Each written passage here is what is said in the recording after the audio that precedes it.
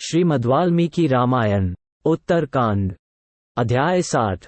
श्रीराम के दरबार में च्यवन आदि ऋषियों का शुभागमन, श्रीराम के द्वारा उनका सत्कार करके उनके अभीष्ट कार्य को पूर्ण करने की प्रतिज्ञा तथा ऋषियों द्वारा उनकी प्रशंसा। श्रीराम और लक्ष्मण परस्पर इस प्रकार कथा वार्ता करते हुए प्रतिदिन प्रजापालन के कार्य में लगे रहते थे।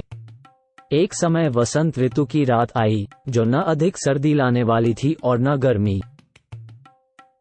वह रात बीतने पर जब निर्मल प्रभात काल आया, तब पूर्वासियों के कार्यों को जानने वाले श्री रघुनाथ जी पूर्वाहन काल के नित्य कर्म, संध्या वंदन आदि से निवृत्त हो बाहर निकलकर प्रजाजनों के दृष्टिपथ में आए।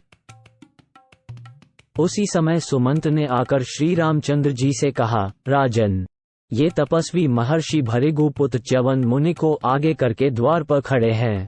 द्वारपालों ने इनका भीतर आना रोक दिया है। महाराज, इन्हें आपके दर्शन की जल्दी लगी हुई है और ये अपने आगमन की सूचना देने के लिए हमें बारंबार प्रेरित करते हैं। पुरुष सिंह, ये सब महर्षि यमुना तट पर निवास करते हैं और आपसे विशेष प्रेम रखते हैं। सुमंत की यह बात सुनकर धर्मज्ञ श्री राम ने कहा, सूत, भार्गव, च्यवन आदि सभी महाभाग ब्रह्मर्षियों को भीतर बुलाया जाए। राजा की यह आज्ञा शिरोधार्य करके द्वारपाल ने मस्तक पर दोनों हाथ जोड़ लिए और उन अत्यंत दुर्जय तेजस्वी तापसों को वह राजभवन के भीतर ले आया। उन तपस्वी महात्माओं की संख्या 100 से अधिक थी। वे सब के सब अपने तेज से प्रकाशित हो रहे थे। उन सब ने राजभवन में प्रवेश किया और समस्त तीर्थों के जल से भरे हुए घड़ों के साथ बहुत से फल मूल लेकर श्री रामचंद्र जी को भेंट किए।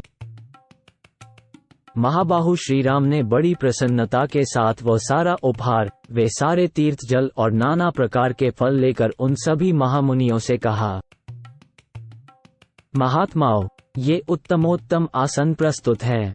आप लोग यथायोग्य इन आसनों पर बैठ जाए। श्री रामचंद्र जी का यह वचन सुनकर वे सभी महर्षि रुचिर शोभा से संपन्न उन सुवर्णमय आसनों पर बैठे।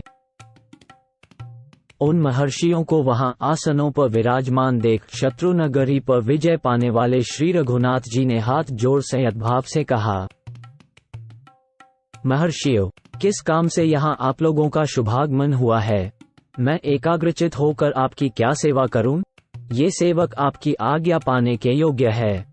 आदेश मिलने पर मैं बड़े सुख से आपकी सभी इच्छाओं को पूर्ण कर सकता हूँ।